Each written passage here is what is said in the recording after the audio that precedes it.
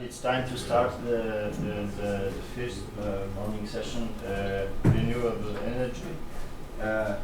It's hard time after the previous day welcome party, so the audience may be not very big, but we are strong enough to present at least 4 papers, because we have 4 presenters checked on the list, and in general we have, according to organized schedule, 18 minutes for each presentation. I suggest to stop the presentation and the presentation after 15 minutes, and like 3 minutes for discussion, and and my task is to keep time, and I will show you anyhow that the time is going. Yeah. My name is Dworak. I come from the Western University of Technology from Poland, and I have the honor to chair the session. So we can start, and the first presenter is Mr. Davood Ghaderi, and from Turkey, and he is going to present his paper, Novel Step-Up Power Converter Configuration for Solar Energy Application. Okay. Mr. Davood, the floor is yours. Thank you.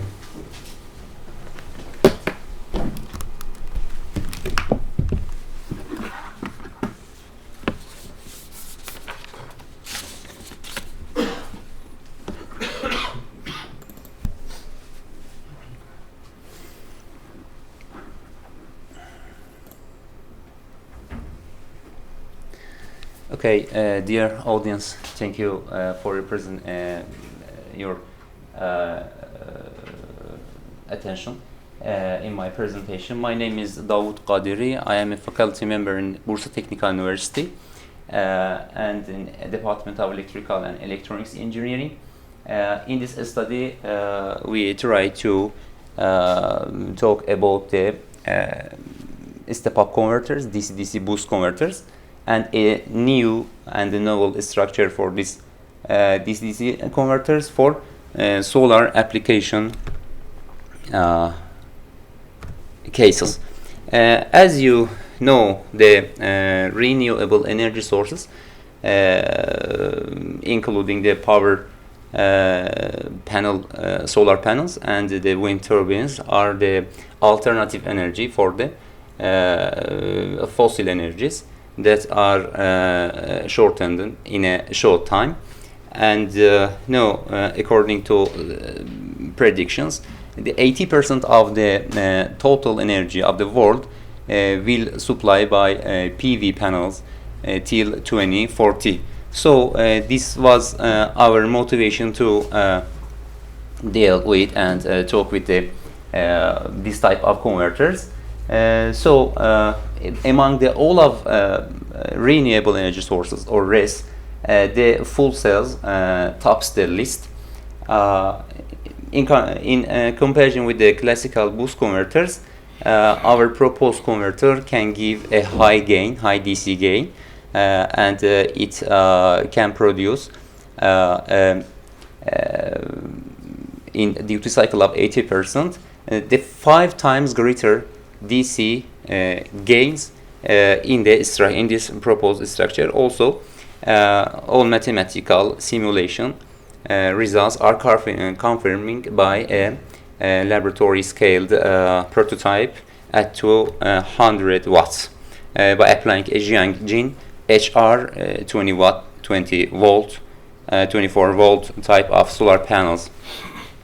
In this figure, I can show you the classic and the proposed types of boost converters. In the left one, as you can see, there are a cascade connection between normal boost converters. In the first block, you can see the normal boost, a conventional boost converter, and after that, the second block will cascading with the first block. In the proposed converter, as you can see, we have changed innovatively the place of the inductor L1 to the source pin of the first MOSFET, and for the second block we replaced a cascaded a quadratic boost converter, as you can see here.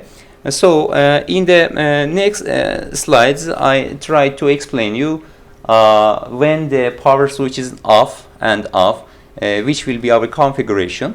As you can see, because we have two power MOSFETs in this structure, we can have 4 different types of configuration when both of power switch is in on mode, when M1 is in on and M2 is in off mode, when M1 is in off and M2 is in on mode, and when both of power MOSFETs are in off mode.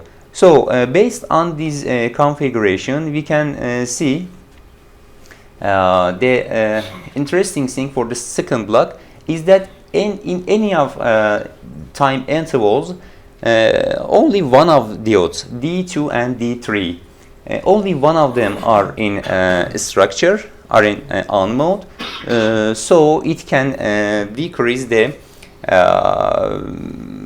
total losses, dynamic losses of the structure. And for the first block, by replacing the inductor L1 in a source pin of the M1, we can have a very lower amount of current for this inductor that can directly reduce the amount of power losses, especially the dynamic losses. So in this slide you can find all the mathematical analysis that we investigated for our proposed converter. This table can show the comparison between the classic converter and the proposed converter. For the classic converter, as I mentioned in previous slides, you can see that we have 2 classical boost converter, and for our proposed converter we have a innovatively replaced boost converter and a quadratic boost converter. As you can see, and as you can compare the equations, for the first inductor, the equation and the fluctuation of the current is same, as you can see, for delta IL1 and delta IL1 for the classic and proposed converter. Also, the fluctuation on the output capacitor of the first block is same for both delta VC2 and delta VC2.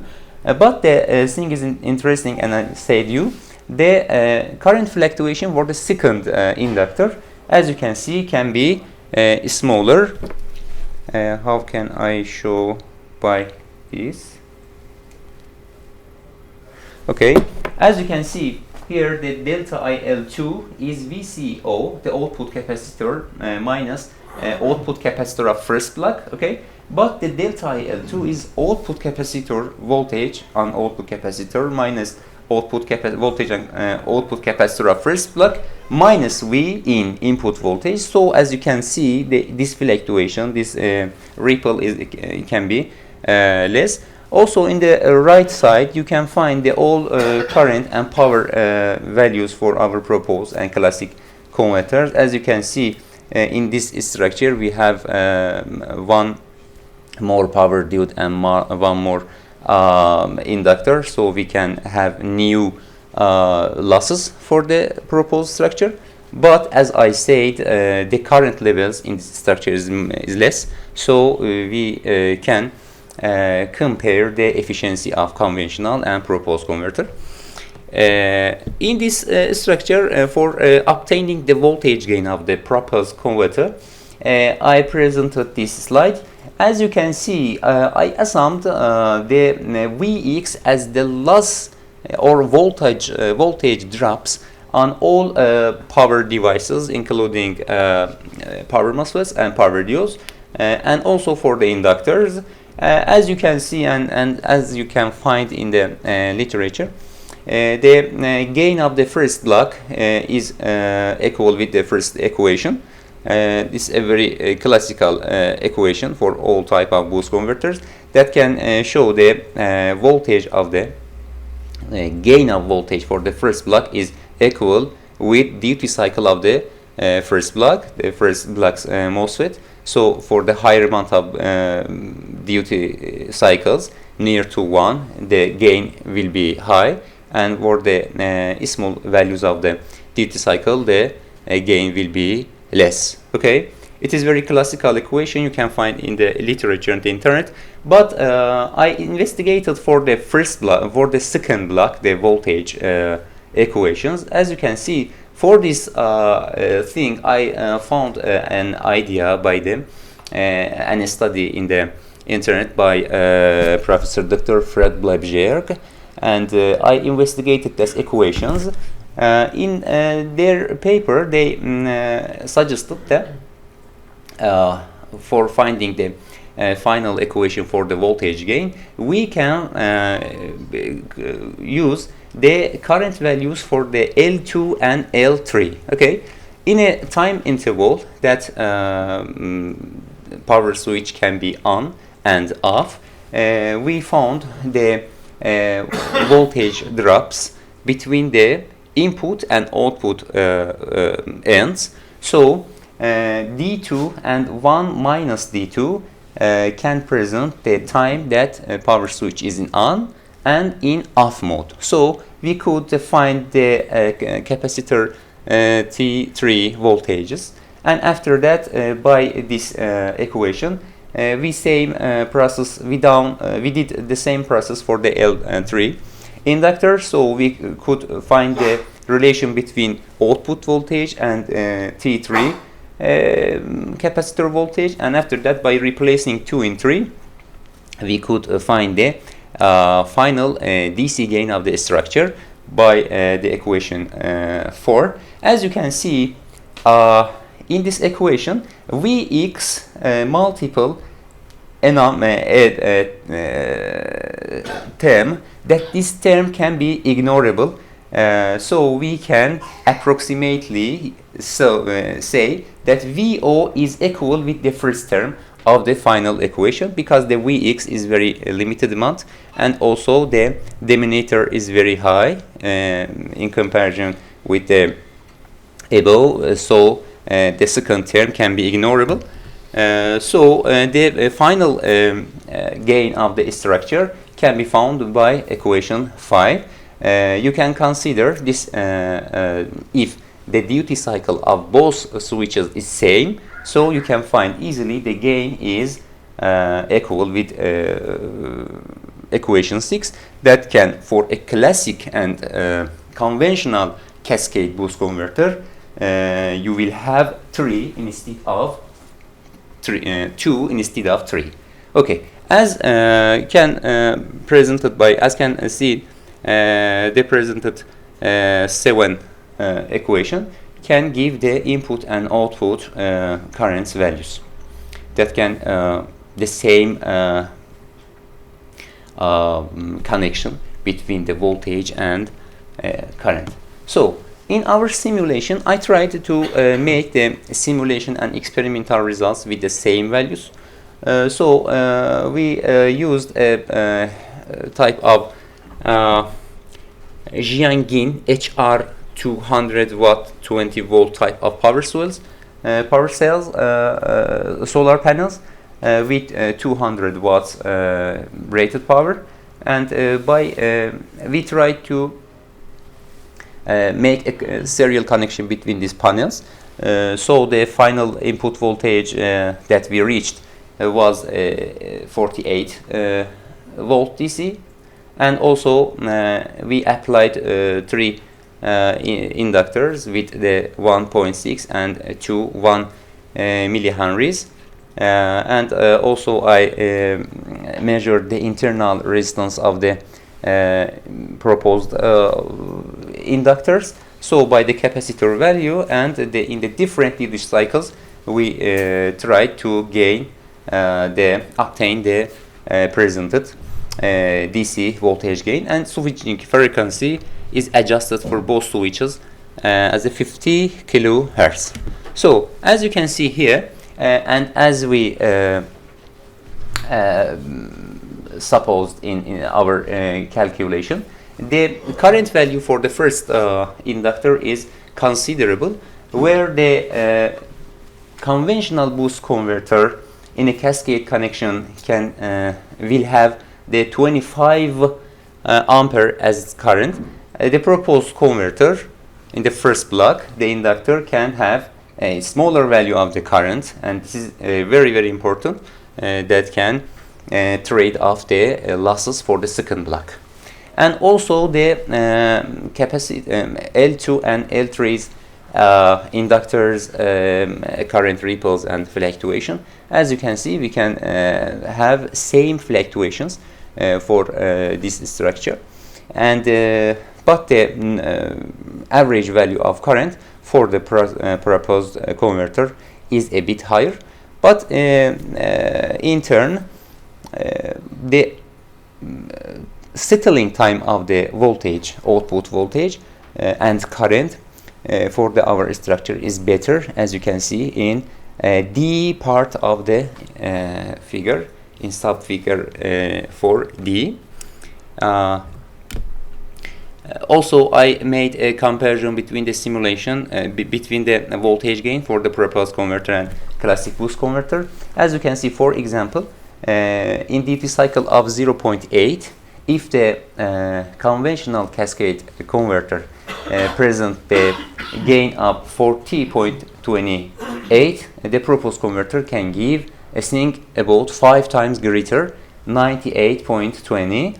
Also about the efficiency, as you can see, the efficiency are very near to together, and also between after the 150 and between the 100 and 200 watt, the proposed converter in sometimes can give higher efficiency. As the experimental result, as I said, we make a serial connection between the two power panels, solar panel, and after that by the laboratory we tried by our converter, can you find in the right figure, and also the currents that we measured by our proposed current sensor cards. Also the load, the official electrical load that can begin from 100 ohm to 2 kilo ohm.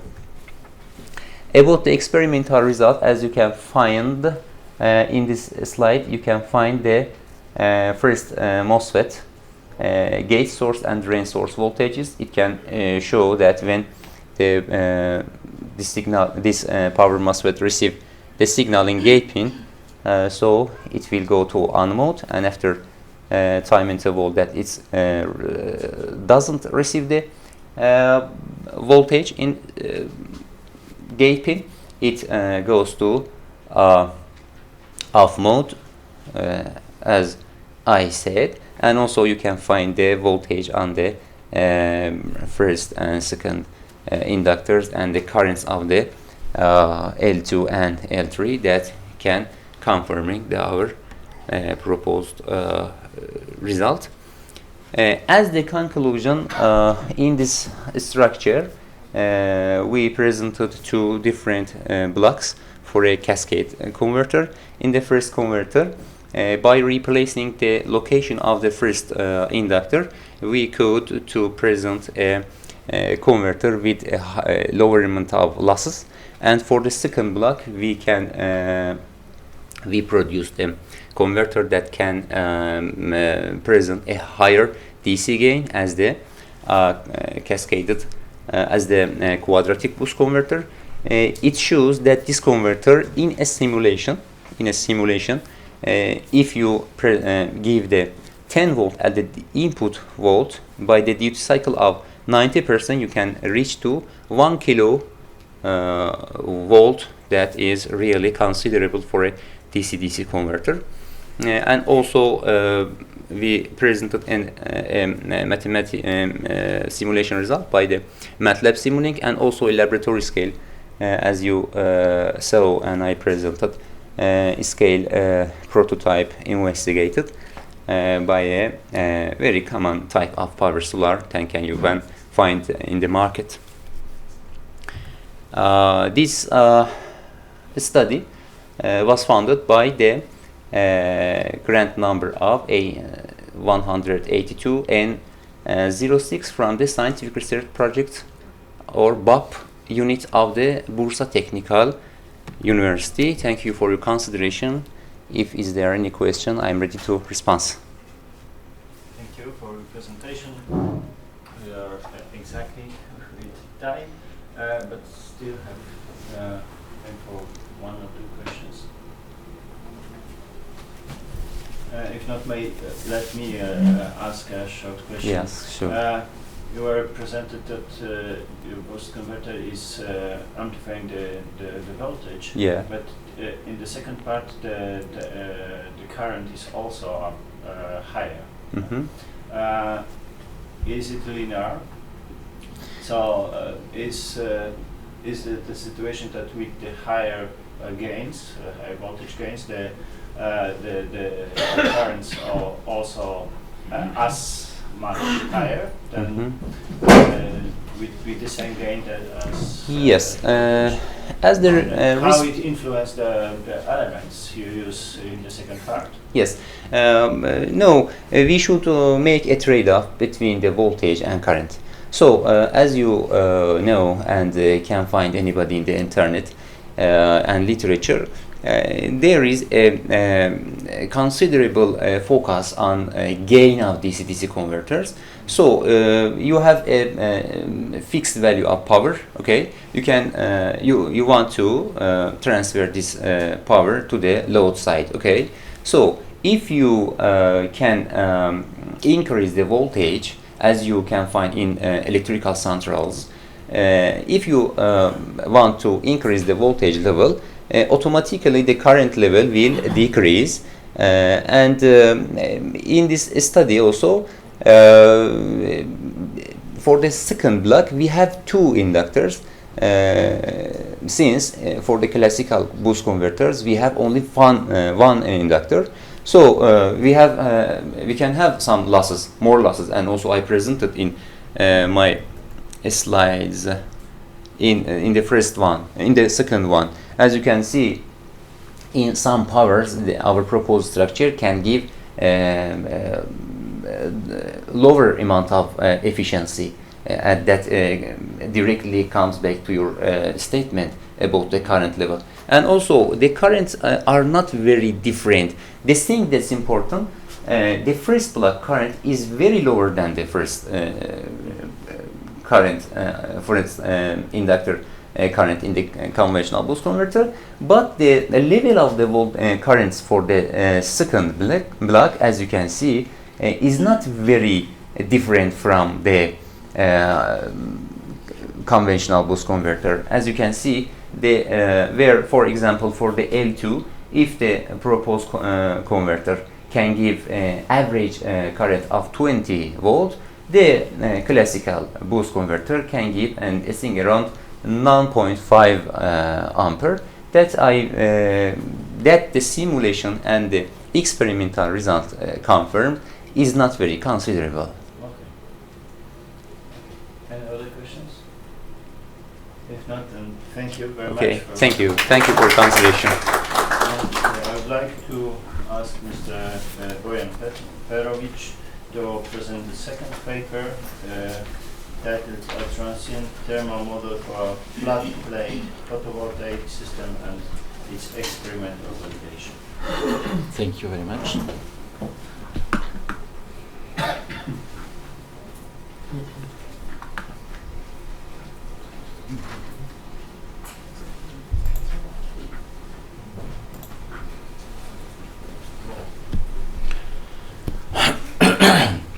Good morning, everybody.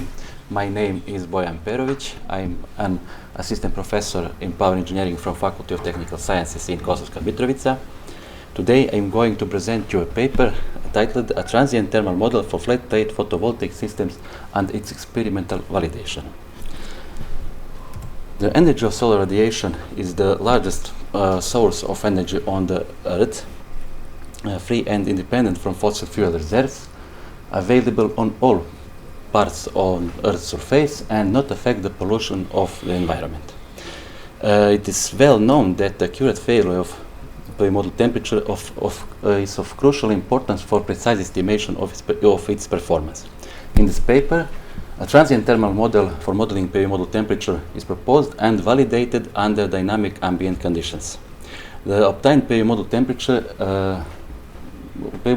obtained by the proposed thermal model well correspond to the actual values of PV model temperature collected by the measurement for all operating modes of PV models and for all ambient conditions. In the literature, there are a lot of papers concerning the modeling of PV model temperature. Most of these models are valid under steady state conditions, while a number of them considers a transient change in ambient conditions. One of the steady state models concerning a flat plate model in an open rack mounting configurations is the SNL model, represented by question 1, where TPV is PV model temperature, G is the global solar radiation, VW is wind velocity, and TA is ambient temperature. The proposed transient thermal model is based on the law of conservation of energy. On the figure 1 is shown a schematic depiction of heat exchange between PV model and surroundings. It's considered that heat transfer between a PV model and its surroundings is realized by 3 heat transfer modes: convection, conduction, and radiation. The transient heat balance equation of the system from the figure 1 has the form given by the equation 2, where CPV is heat capacity, Q sun is the global solar radiation, Q conv is net rate of heat transfer due to convection, Q rad is heat transfer due to radiation, and PL is power output. PV model temperature is obtained as the solution of difference equation 2 using Euler method and is given by equation 3. A measurement of PV model temperature, ambient temperature, solar radiation, and wind velocity is carried out in Preles village, municipality of Zubin Potok, Serbia. Experimental setup was composed by 2 BSOL monocrystalline PV models, each of the nominal power of 255 watts, TFA sinus weather station for measurement wind velocity and ambient temperature, portable solar emitter SL100 for measurement solar radiation, and Agilent data acquisition unit with 6 temperature sensors of G-type for measurement PV model temperature.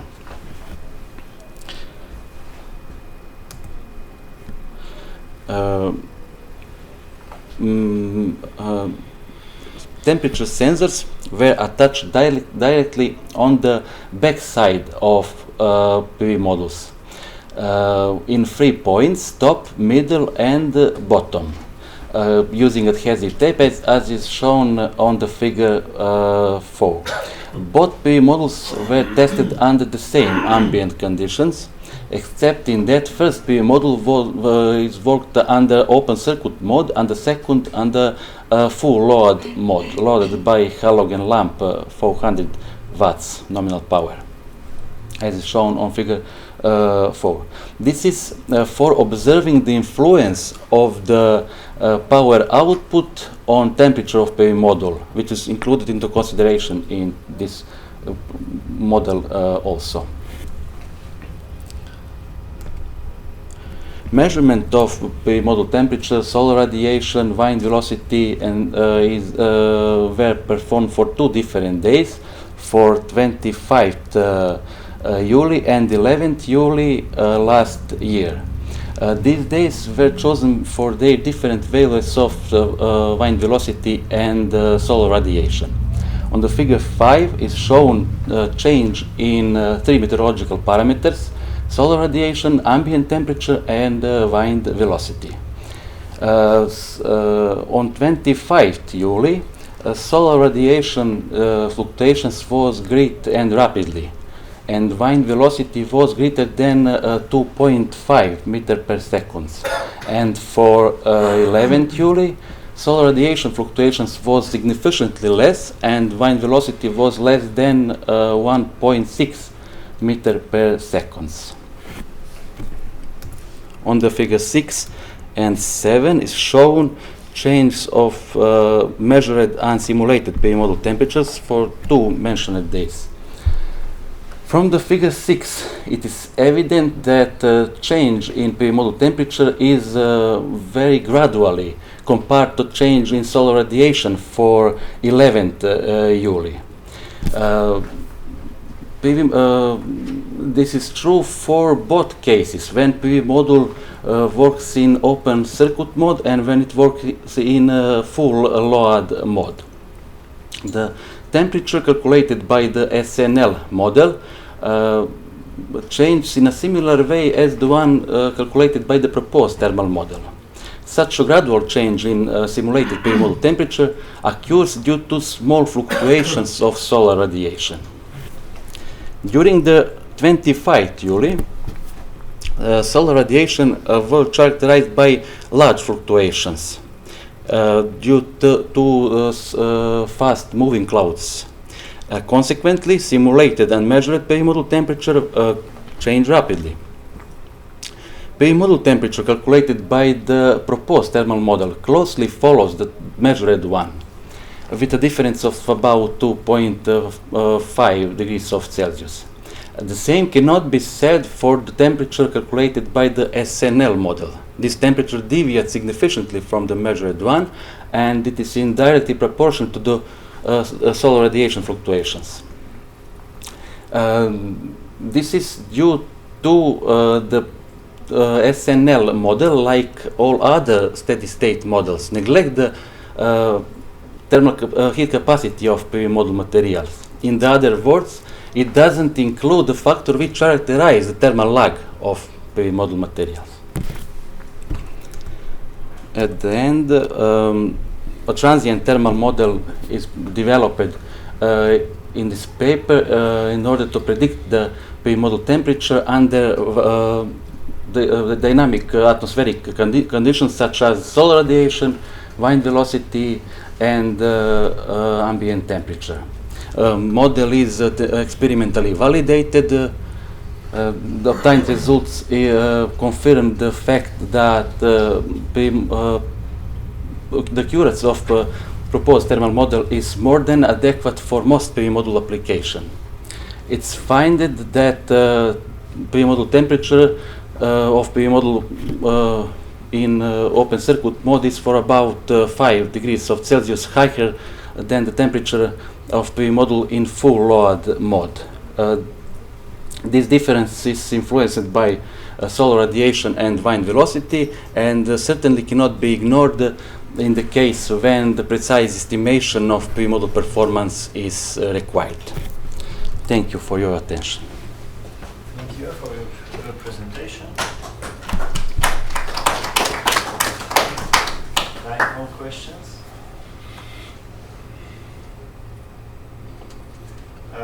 Let me ask, you mentioned that you had three thermocouples. How the temperature we see, from which one it was a temperature? I measured there's an average or temperature was obtained as average value of in period of 33 seconds by Agilent data acquisition unit. Okay, so you measure in all these three three places, and you take average. Yes, yeah? Yes. Is the the temperature on this panel the same at no, each no. So difference is about 2 degrees of Celsius in the 3 points, the top, middle, and bottom. Okay. So what is your model for? What do you want to do with your model? Model is very precise for precise estimation of performance. Okay, it's very model is okay, but what are you going to do with this model?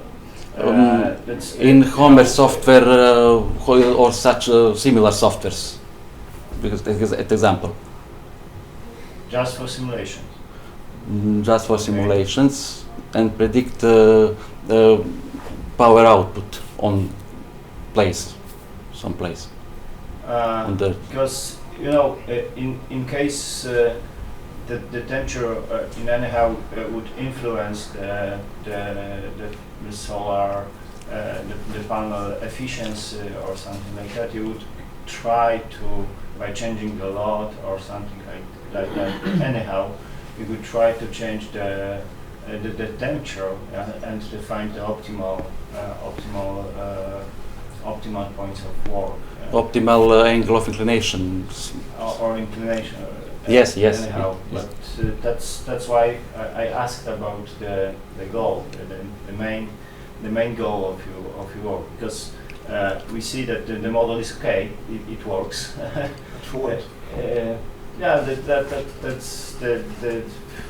for the question went from pure curiosity for what.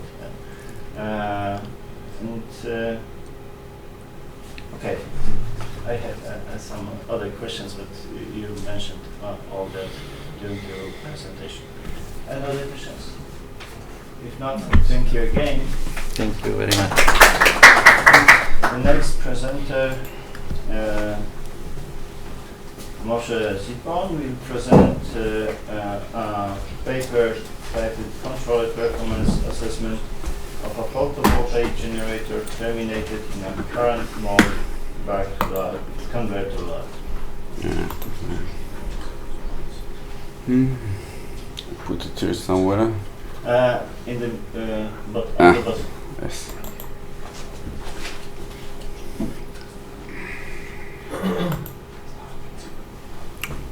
So this is working. I don't know. Never mind. The laser is working over. Yes. It's red mode.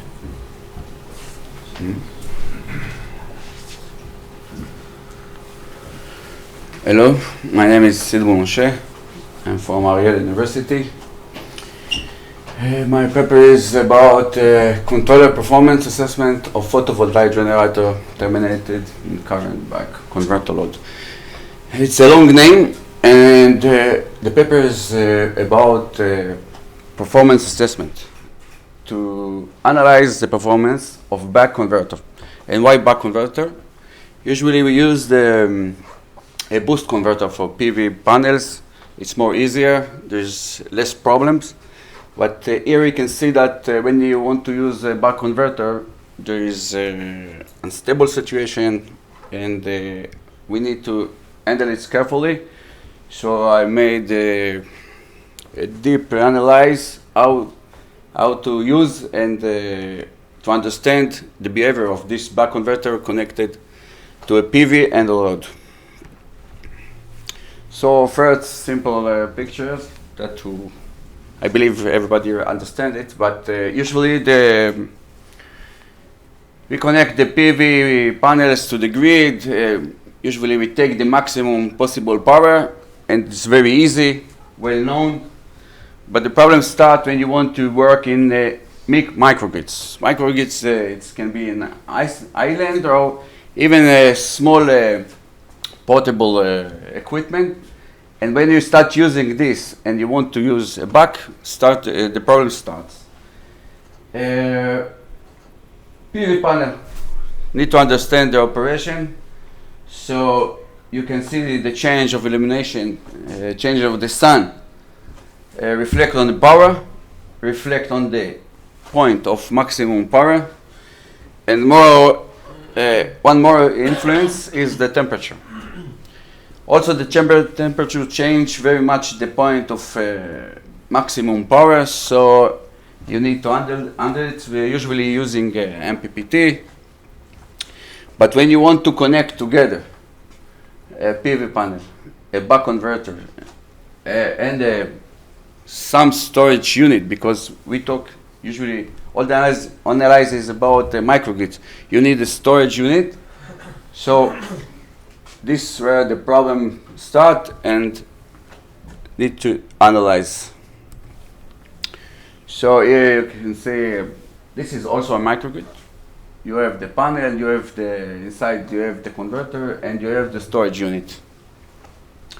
Okay, and what start up? And usually you take the maximum power. It's no problem. You all the time on the MPP. You have the system to do it, but what happened when this storage unit it's full, or in a large place like in Iceland, or there is no demand to the all power, so you need to start working in different area, not at the MPP, and you need to handle it. So it start to be an operation point is load dependent, so it's dependent on the amount of power that needed to deliver from the solar panel to the loads. So the control cascade is look like we have the power management, two controller, the voltage controller, current controller. Of course, our plant is with a buck converter.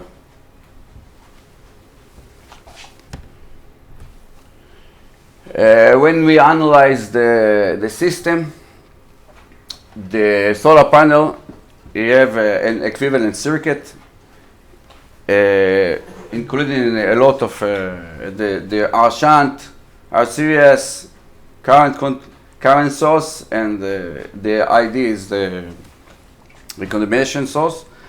So for the analyze, it's too complex. We made a Norton equivalent, including a current source and a resistor that's called RPV. It's the same. It's the same performance. So this is the average model of the system. Here we can see the Norton equivalent of the PV, average model of buck converter, and this is a battery that illustrates by a voltage source and small resistance. So we need to analyze all this system to understand its operation, and we start what we are doing in this paper. This is the ordinary small signal equations, but we start to reduce the equations because it's very, very complex to do it with the regular equations. So we start build the equations in another way. It's the same equation, but we want to separate all the components inside the equation to different parts. So we start giving name. See how much it's complex, because we start giving name for each component inside, and we want to analyze it. So when you work, this is all the plant with all the components inside, and you can see that we try to separate the parts inside. And most important parts, it's the RPV RS used in the last RS. You can see it here. It's just some value, but RPV is what we say the Norton resistance, and we can see here the problem. If this part will be negative inside all the plant, we have an unstable situation, and it's known in the buck converter. We need to handle it to achieve a stable system. So what our problem inside? When we work in a buck converter and with a battery as a storage unit, you can see that we can't get lower in the PV panel our voltage of operation. Maybe the battery is full and we can't deliver all the power, so So our voltage of operation starts lower and lower, but we have a problem here because in the buck converter we can get lower than the minimum of the voltage of the battery because it can't work. So we have another problem. In this area, we start to get inside to unstable situations. It means in this point, if we don't design carefully this point, we will be in an unstable situation and the system won't work. So we take it apart. This is the part of the storage unit and is have V-bat max. That's it when the bat is full and the maximum voltage. It's also the VPV minimum. So it means that we can't work less than this. We need to determine this point, and also in the continuous we need to design it carefully to design the controller to achieve a stable system. So, as I say, it's a very complex plant, so we start to reduce it. We say it's almost one, and why we can use it? Because it's not in our bandwidth of operation. It's not disturb us, this part, so we can negotiate it. And we start calling names. This is the omega PV with the unstable situation here, and the gain. We separate parts as a gain, omega PV, and we get the reduced plant. Later on I show that it's no problem. When we neglect some parts, we get a very simplest, and we can work with this, and we can see what our problem and handle it. So we separated the worst case is the part when the point between the VPV minimum and V-bat maximum. This is our worst case because there is an unstable situation, and we have the second place as right. It's the best case. There is no problems. We can work all the time. If we know that we work in this area all the time, we don't need this problem. But when all the future is going to be with PV panels, storage unit, and converters in the houses and cars and everything. So you need to understand this situation when you work with buck converter. So here you can see the worst case scenario, and this is the best case scenario, and the difference and influence. From now on, you can understand how to work with these components and understand. And if you want to design a system, you want to see for the future how to design systems. So we check the closed loop. You can see that it's a complex with all the components. We have a PI with the for worst case. It means worst case. If you design for worst case, it means your system will be stable all the time at all operation range. This is the important one, because when you want to work in buck converter, you need to do this and keep the unstable situation. So you can see that we separate into parts. We want to see how the system is behave. So we have the Xi and the omega PV of best case and worst case. We want to see, usually, especially in worst case, how the system behave. First, as I said, because we have a plant that is reduced, we want to see that it's work in our area of interest. It's work perfectly. So you can see that this is our area of interest of design. You can see that the reduced plant is is working perfectly as a full plant, so it's okay for analyze. First, we want to see the gain.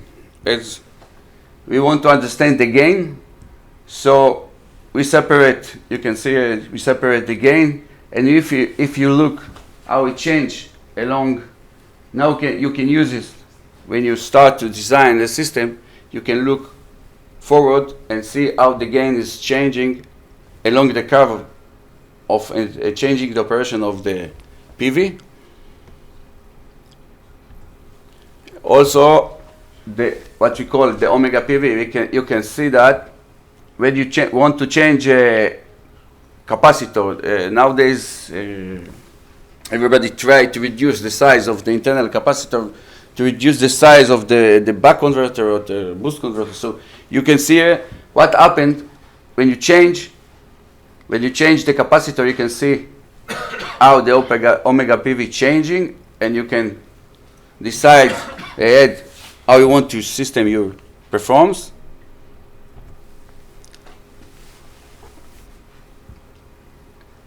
This is the damping pressure. You can see that how it changed. If you want to reduce the internal capacitor, you can see is how it changed along the PV, along the voltage of the PV.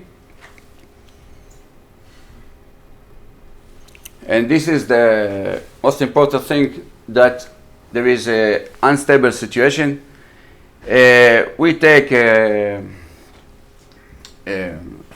battery about 16.8 volts, so it means we decide the worst cases will be at 18 volts, and you can see that if you get lower than the maximum voltage operation of the battery, and you designed it not as it should be, you get inside in unstable situation, and you will your system won't work. So you need to understand this situation and to prefer the right voltage to design the PI or any controller you do. You need to understand it and design it carefully. This is a little bit, we take some steps. We want to see that when you change when you want to lower and lower the internal capacitor, you can see that it don't stand and not achieve the steps. And it's just to show how it's behave in the response of the system. Okay, I show especially about buck converter. There's a big problem. It's very complex to analyze it. Show that to separate to worst case and best case, and to understand its operation. That if you want to design a system, you can use this development. Thank you very much. Thank you. Any questions? About the small signal analysis. Small signal. Yes, you presented a slide that it can show the model of the buck converter. Can you show us again? Yes. Can you let us know how did you model the buck converter in structure? As I know, and I'm my area of interest. Okay. The buck converter is a DC converter that can give and that can produce a lower amount of voltage at the output. Yes, you have a buck converter with a specified value of the voltage, and this converter can decrease this voltage. Okay, for example, you can give 30 volt and get 20 volt. Okay, how did you model this buck converter? It's a standard modeling. This part is a standard modeling. Just make it. There is the average model. You see, this is Yes. the DIL, the DVI. In your case, it's one minus D. Yes. So this is the regular average model. No problem. What we do, because it's very complex. It's huge equations, and it's a big problem to work with them and to analyze the system. So we start to just change the parts and separate it to few parts and evaluate what we can depend on the bending frequency that of interest that I want to use. But this is the regular model. Average You model. say that this buck converter can be found in the literature, in the internet. Yes, I don't invent the buck converter. I just connect Okay. the system. This is the system. Usually we don't work with this because this is problem. There is an unstable situation and people don't like it. They don't want to work with this. So in this paper you can see we analyze all the system. Now you can take your buck converter because it's more efficiency. And if you can work with this, you can just take this paper to handle it and to understand it and to build your system without the problem of unstable. There is a big problem of unstable here. I have another paper that I write about this. Not exactly this, but this is a very big problem. The unstable situation is a very big problem. We need to solve it if you want to work with buck converter, which is more efficiency than boost, even for 1%. Okay, today 1% is a lot. And if you can understand it, to build a system that is stable, all your operation range it's important. Yes. Equation seems are correct. No, the questions are like the book. It's no. This is not a problem. Okay. Thank you. So if I could understand you, you have to ensure that the buck converter doesn't reduce the voltage to below the battery voltage. Yeah. This is the big problem. Where it is? Whereas I want to see. Okay, no, I don't remember. But when you work with a panel, some kind of converter, but you want to the buck because it's more efficiency, and you want to be like a microgrid. You need a storage unit, right? Yeah. What happens when your storage unit start to be full, or people don't use the power? You need to start to go down on this. You start from the MPP, you start going down the operation voltage lower and lower and lower because you don't need all the power. But where is the problem? If you don't handle it right, if the voltage of operation gets reduced, you get a unstable situation and all your system just falling down, and it's very dangerous if you want a good performance. Usually for the army we build some portable equipment, so you can do it with boost, no problem. But if you want more efficiency, because they have a big problem of I call it efficiency, or they need all watt. They need just all 1 watt. They need it. So you need to work more efficiency with back. But there is a big problem. You need to design it carefully, very carefully. And if you design it all right, it will work. No problem.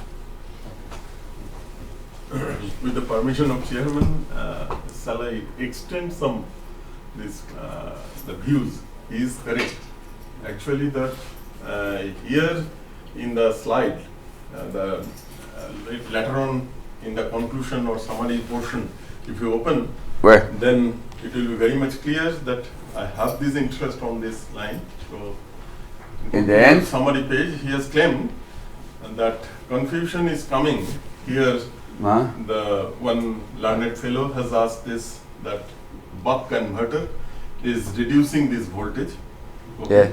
But this converter is written in the name of this Current-Mode-Buck-Converter. It is current bucking, so it is a voltage boosting. So power is constant, so it is basically we are habituated with the voltage boosting and voltage bucking, but here it is the current mode bucking is similar to voltage boosting. It is nothing but because the power of the converter is constant. So that's why the current bucking multiplied with voltage boosting. That is your fundamental thing. Thank you. It just came from this. We have. Yes. This is the current mode. In your equivalent diagram also there, that the inductor is in series for pumping of this current. Okay, thank you. Okay, so It is nice. time is over. So thank you very much for your presentation, for the questions. And the next presenter, Sayed Haider, from Serbia, and it will present the paper towards electricity cost alleviation by integrating RERs in the smart community. Okay, start. Thank you. Good morning, ladies and gentlemen. My name is Sayed Haider, and I am a researcher from King Saud University, Riyadh, Saudi Arabia. And today I am going to present our research titled Towards Electricity Cost Alleviation by Integrating RERs in a Smart Community. So this is the outline of my presentation. I will start with a brief introduction about the topic, then I will discuss the role of AI and machine learning in smart grids. Next, I will discuss about the framework of a smart grid, followed by the forecasting of the power generation from the renewable energy resources, and finally I will discuss about the results and some analysis about the cost alleviation. Now, as we know that the power grid nowadays is facing an evolution towards more flexible and intelligent power systems, thanks to the advancements in the field of artificial intelligence, big data, machine learning, and Internet of Things. Researchers are developing machine learning and deep learning models using big data through the Internet of Things sensors, and they are forecasting the household consumption of the end users as well as the power generation through the renewable energy resources. But still we need to explore more efficient strategies that points towards a better future. That means we have to heavily rely on the renewable energy resources because they are among the ones that can easily resolve the global energy crisis. And why we have to use the RERs? Because they are clean, they are reliable, and they have got the potential to change the to counter the climate change. Now, when we integrate the renewable energy resources, we provide the end customer the opportunity to control its energy demand, and it will eventually help him in reducing the electricity bill.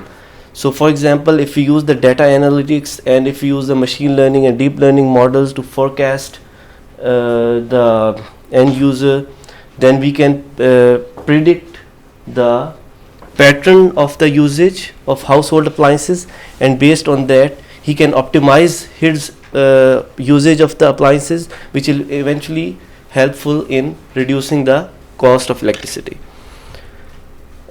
Now, many countries in the world, especially like if we consider the United States of America, they are pushing the electricity providers to generate the electricity more from the renewable energy resources rather than using the fossil fuels and the other natural resources.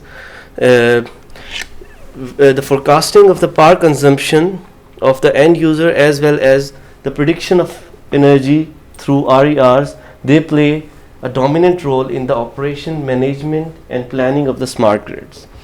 Now, there are some challenges associated with RERs. Now, for example, if we consider the forecasting of the power consumption of end user, then the problem is that each user has a different pattern based on his own lifestyle. So if we consider a smart community, then each user will be having a different pattern of lifestyle, and he will be using the appliances on his own required time. So it is very difficult to make a general forecasting model for whole community that can predict, that can forecast the energy consumption of all the customers at one time. But if we consider a smart community as a whole, then it is easy to predict because we are doing the cumulative forecasting. So that is easy as compared to the individual household forecasting. So this is the main challenge. And this next is if we are talking about the forecasting of the generated power, then the challenge associated with it is the intermittent nature of the renewable energy resources. So there is a need for the exploration of efficient and appropriate strategies for utilizing these renewable resources in a better way. Now, we have already seen the artificial intelligence has been used in many problems. So here we are talking about the artificial intelligence in the smart grids. Like if we use the AI in the industrial scale, we can solve the industrial scale problems such as wind turbine failures. We can also maximize the energy production of a wind turbine by forecasting the wind speed and wind direction. And as I said earlier, we can use the AI and the data analytics to identify the unique features, and it will eventually help the in the reduction of the electricity bill. So AI is actually, we are using AI in all the phases, from designing renewable energy system, analyzing their performance, predicting future productions and storage needs. Smart grids nowadays, they are substituting the electromechanical network of wires, and they possess many advantages, such as the way the electricity is generated, transmitted, distributed and utilized, and with the help of high computing power and large connectivity bandwidth, the services of smart grids we can use. So this is the basic framework of a smart grid.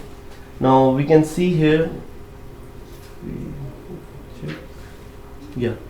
so we can see that all the appliances, they are connected to a smart meter, and we are talking about here a residential area. So for this case, we are considering it as a smart community, which consists of several smart homes, and each smart home is having smart meters in which all the appliances are connected. And for this smart community, we have the renewable energy resources as well as the main grid, the power from the main grid. So why we need to connect this? Because of the intermittent nature of the renewable energy resources. Sometimes the renewable energy resources does not met the demand of the community, so we have to get the power from the main grid. And here we are also using the energy storage. So because sometimes the production from the renewable energy resources is more than the demand of the community, so at that time there is a possibility of a demand generation imbalance, and in that case we encounter a problem of duck curve problem. So to mitigate that problem, we are having an energy storage system that will temporarily store the excess, and then we can utilize it in the later time. For the efficient management and operation of the smart grids, we need to develop the machine learning or deep learning models for the accurate forecasting of the energy demand of the end user, as well as energy generated through renewable energy resources. So usually people are using two main classes of the forecasting models. One is the statistical model and the other one is the physical model. The computational complexity of the statistical model is very high because it is based on the physical equations. Usually the statistical model is used to predict the medium and long-term forecasting. But since in this work, this is a preliminary research actually, so we have used the statistical model, and its complexity is low and the prediction accuracy is reasonable. The forecasting model takes the historical data of the parameter and forecasts a single output value. Here that means we are doing the deterministic forecast, and now the trend is shifting towards the probabilistic forecast. So we are doing the normalization of the features, and the historical weather data is used for training, and the trained model is used for forecasting the wind speed as well as the temperature. Now the forecasted wind speed is used to estimate the generation of generation from wind turbine and from the solar panel respectively. Now we have used the artificial neural network model to train for our work, and the features which we have used are the historical weather. Like if we talk about the wind speed prediction, there is a wind speed series as an input parameter, and we are also taking the weather parameter as input. So in the training phase, what we are doing is we are doing the early stopping of the model because we do not want to do the overfitting of the model. So what we are doing is the whole data we are having the training and validation. So we are checking the mean square error of the validation loss, and if the mean square error of the validation loss is not decreasing in 2 consecutive epochs, then we are decreasing the learning rate, and if it is not decreasing in 10 consecutive epochs, then we are doing the early stopping. And the last saved model, we will be used it as a trained model for the next. Now since we are doing the cost alleviation, so for that purpose we are using the time of use tariff of California. This data is available in this link. So we are using the pricing model from the from this link, and yeah. So this is the figure which shows the predicted temperature and the generated solar power. Here we are using this equation. Now our model will predict the temperature and remaining the efficiency, area and solar irradiance. We are getting the data from the NREL page, and we can see that there is a trend as the temperature is increasing, the generated solar power is increasing, and so our model is actually predicting so what we are doing is we are doing a deterministic forecast of one step. That means it will predict the next hour prediction, and we calculate the power of the solar panel. Similarly, we will forecast the wind speed, and we'll use the wind speed from our model to calculate the power generated by the wind turbine. And these parameters, sorry, I forgot to put the link of the wind turbine, but it's available in the paper. So the remaining parameters we are taking from the model of a wind turbine, and this wind speed we are actually sorry this wind speed we are forecasting from our trained model. Now if we talk about a smart community, in our work we have considered a smart community of 80 houses, and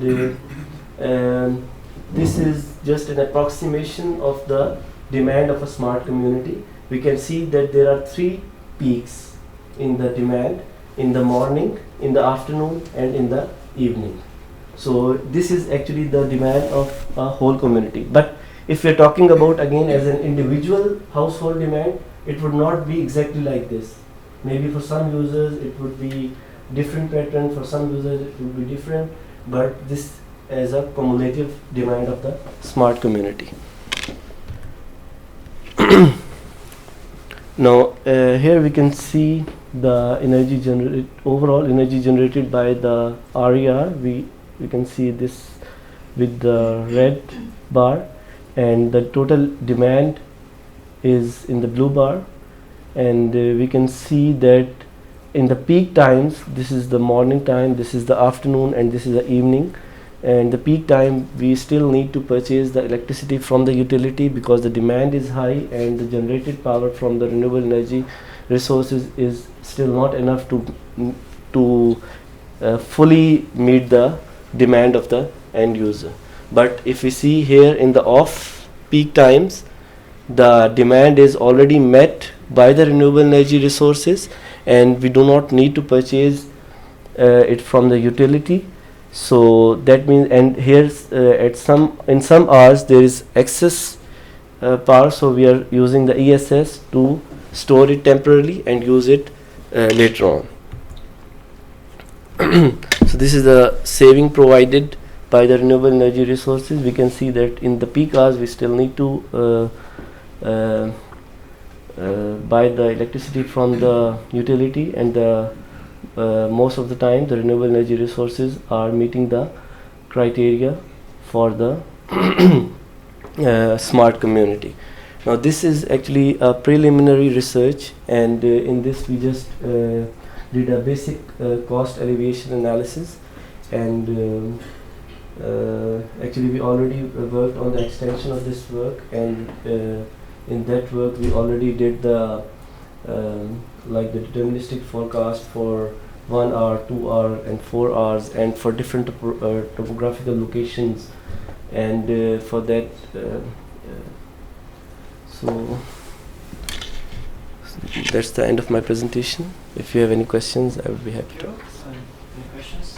Yes. Yeah. Have you considered for uncertainty? Yeah, actually. It is one another important parameter for that whenever you club. Yeah, actually, for the basic simulation, because since it is a preliminary work, in this we just consider the overall demand of a smart community. Like we did not consider the uncertainties. Like for example, sometimes we don't know that for some end users they are not, maybe they are on vacations, so they are not utilizing their power. So these kind of things and some other uncertainties related to the renewable energy, which are because of its intermittent nature. So we have not considered those uncertainties. But yes, this is a good suggestion for the, because still this topic is very hot, and yes, especially the so many works are going on that uncertainty after this big data also. Yes, exactly. So it will fail, this data, big data, whatever the supply data are there, sometimes it will fail. Then what is the uncertainty of this? Yeah, this is other questions? If not, thank you very much. May I please, by any chance, Halep here? Okay. So, fortunately we have other presentations. Last one. Yeah.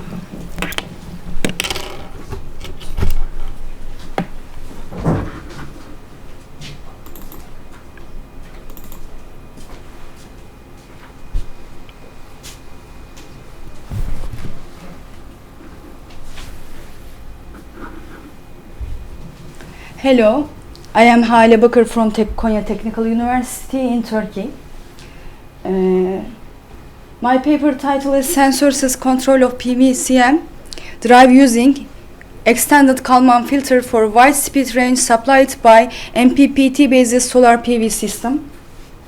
Other author is email addresses in here. You can also ask questions any author. Introduction: to achieve the high performance in PVCM, the precise rotor position information is needed, and the mechanical sensor uses for this purpose. Mechanical sensor increase cost and size of the motors and decrease the reliability of the system.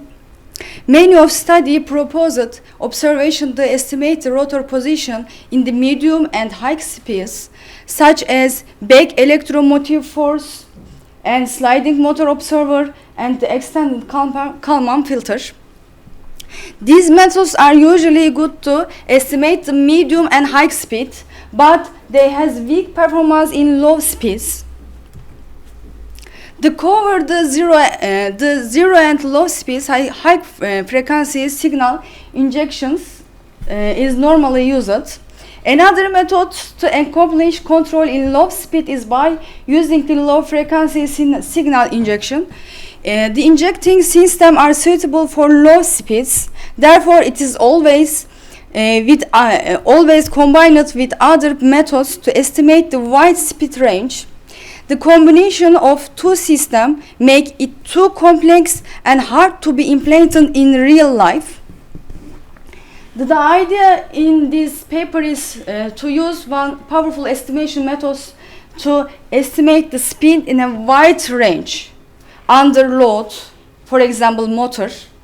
The EQ extended Kalman filter has been chosen for its many advantages, such as reducing input noises, including both system and measurement noises, handling the parameter variations, the ability of motor start up from any initial positions. The second objective of this research, PV system.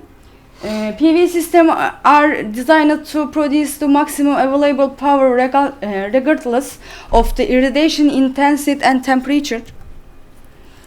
To overcome this limitation and improve the produced power from the solar panel, a DC-DC converter is included between the solar panel and load.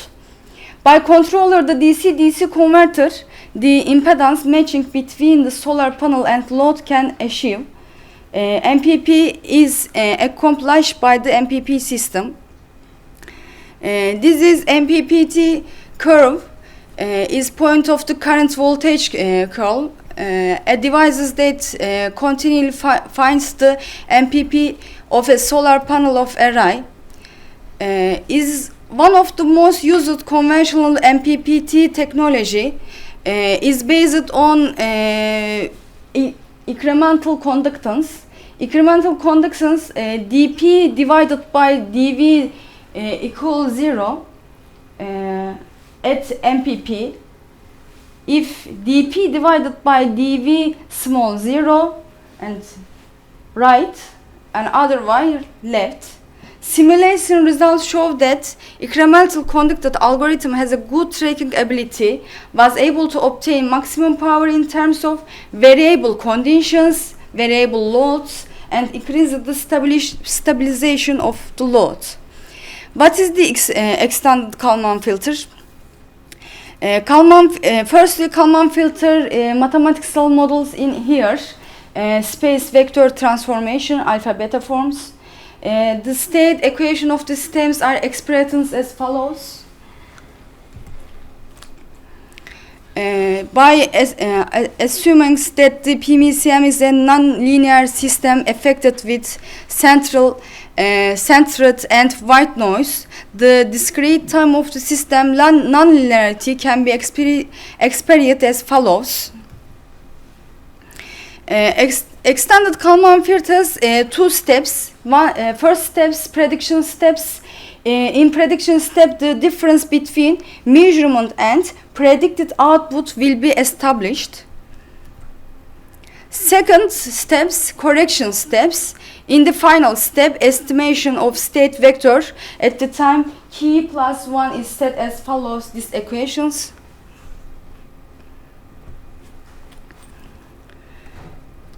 In here, simulation diagram of sensors speed control of PMCM using extended Kalman filter. In here, PV model based boost converter. In here, driver of PMCM, space vector PVM, and extended Kalman filter estimator. If we take for example, load is motor. Motor ID equals 0 currents for 1200 watt divided by square meter. Estimated speed is very poor, very much peaks. Very much. It has got peaks in the results. If we take 600 watt divided square meter and ID equals 0 for motors, estimated speed is very good but not stability.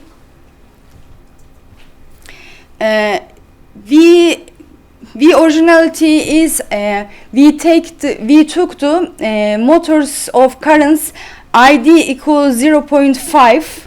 Estimated speed is very good results with extended Kalman filter. Thank you for all.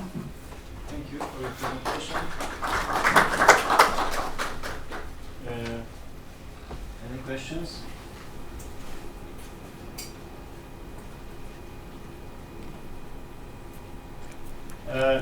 You know, you mentioned that even in the abstract that the major contributions of the paper are the reduced complexity of the control method. Can you, you know, give me the point and what was reduced?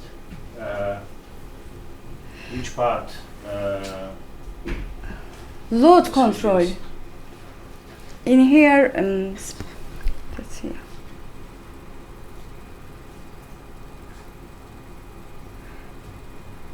We didn't change rotor speeds of wind system. We only changed load. For example, motors speeds under variable load.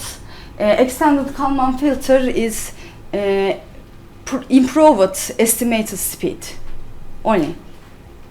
We is supplied the system by MPPT only. I am a third author in this paper. I help my friends in part of MPPT control. My second paper is about measure about my PhD thesis. If you want to listen me, you can came 3 o'clock in B rooms. Okay. So, thank you very much for presentation, explanation, and that was the last presentation during this session. Thank you for your attendance, and I invite you in the name of the organizers for the talk. Another problem is there in case of